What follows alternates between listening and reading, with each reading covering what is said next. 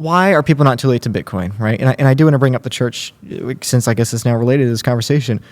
The reason people are not too late to Bitcoin is because it's just two technological eras, right? This phone in my hand, we were just talking before, or at the beginning of our recording here, this is very new in our lives, but this is going to be gone in 50 years, right? This is a fleeting bridge from the ancient to the far future, right? The ancient is unimaginable to us, right? Can you imagine leaving this now, right? You can't, right? And can we imagine the next thing after this? I don't think we can either, right? And so Bitcoin, right now, it is in that period. There were thousands of years where we did not have Bitcoin, and then there's going to be some indeterminate time beyond hyper-Bitcoinization. You know, Michael Saylor would say 100,000 years, but, you know, whatever it is going to be, you know, until we innovate out of it somehow, which I don't actually know how we would do. But we have a very narrow window right now where we're pricing Bitcoin in terms of dollars, and we have this weird period where we assume these things are the same, right? But they're not, right? The very beginnings of computers, were starting up when, technically still the telegraph was still dying, still going down, right? And it's like trying to price, the computers and eventually the internet in terms of telegraph. It's not compatible, right? So if we just really quickly go through some numbers in regards to the Kennedy announcement yesterday alone, 21 million Bitcoin, 1 million Satoshi coins, probably 4 million lost, 1.7 million Bitcoin in exchanges. Kennedy wants to buy 4 million. Obviously, the odds of that happening this election, we'll see. We'll see what Trump says in a mere couple hours here. But everyone watching can forget that.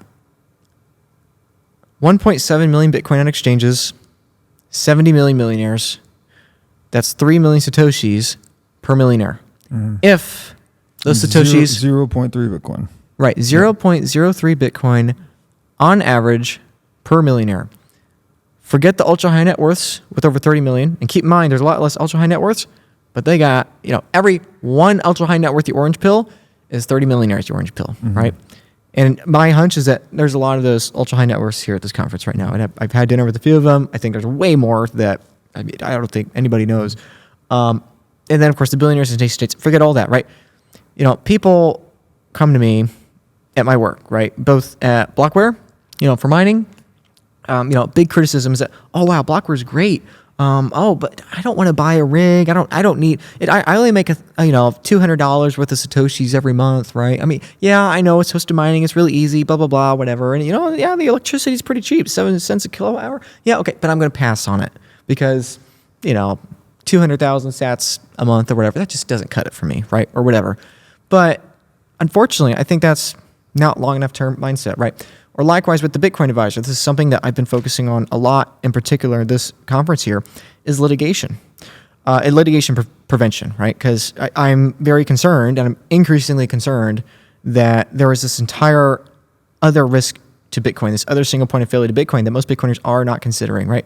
Most Bitcoiners are aware you have to take self-custody, you have to have your UTXO management down, you need estate planning, you need inheritance planning, you need to make sure that you have all of your ducks in a row for all of these things from, a tax perspective, from a death tax perspective, from the custody perspective, all that.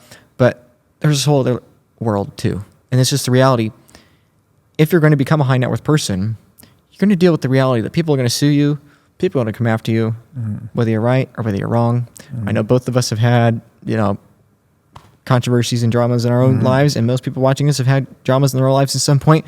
If you own one Bitcoin, that is at least 33 times more Bitcoin than the average millionaire is going to have. I would argue closer to 300 times more Bitcoin than the average millionaire is going to have. Because again, those 3 million sats for one millionaire on average is neglecting a Pareto distribution. It's neglecting the billionaires, high net worths, and the nation states like Kennedy. You get one Bobby Kennedy or potentially one Donald Trump. If Donald Trump makes a similar claim to Kennedy, you get him in office, everything I'm saying changes dramatically, right? And my point is, people come to me and they say, oh, I don't need to take estate planning seriously. I don't need to take tax planning seriously. I don't need to have jurisdictional key arbitrage for my Bitcoin seriously because I only have half a Bitcoin. I only have 20 Bitcoin. I only have 200 Bitcoin. I only have 8 Bitcoin. Whatever their answer is. I've heard it for all of those things, right? I don't have enough, right? And again, this comes back to emotion. People will say things to themselves that are not logical because of emotion. And unfortunately, many people in Bitcoin have been so beaten down by fiat or so used to not being an ultra high net worth person that they don't understand that if you're right about Bitcoin, and I think you're right about Bitcoin, you're about to become a high net worth person. And you're about to be thrown into a whole world that, respectfully, I don't think most Bitcoiners are prepared for, right? So let's say theoretically someone's got, 1 to 20 coins or whatever, and let's say price goes up. Let's say we get a president, green candle, right? As Kennedy said, maybe Michael Saylor's Treasury Secretary, green candles, right? Bitcoin goes vertical. It's what we all want, right? It's the clickbait, whatever.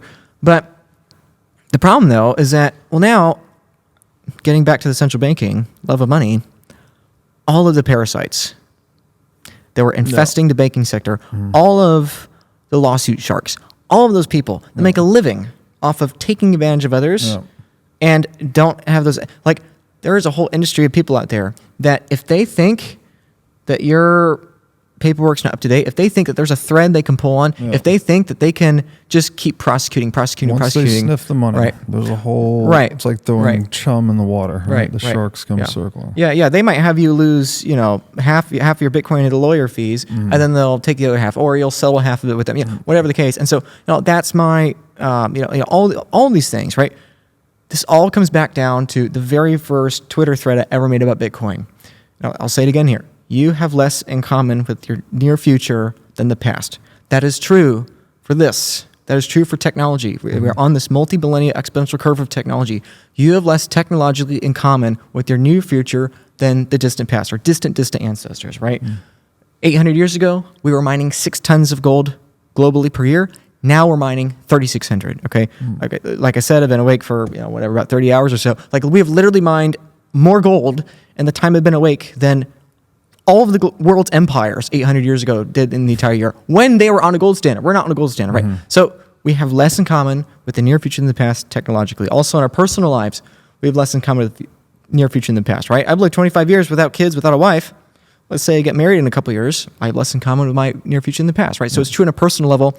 And my encouragement for people watching this, especially those in Bitcoin, especially if they've gotten to a sat stacking goal that they're really proud about, is to accept the risks to your Bitcoin. You have less in common with the near future than the past, right?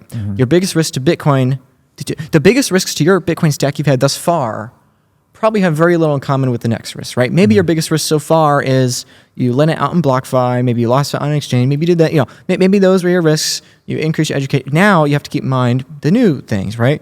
What about my estate planning? What about my tax planning? What about the lawsuit litigation? What about jurisdictional arbitrage? What about UTXO management? All those things, right? And so that's my encouragement for Bitcoiners to start to think about, right? Because ultimately, this event here is very exciting. It's, clickbait, number go up, Kennedy was spy Bitcoin, Trump, I'm sure is going to say some bullish stuff this afternoon.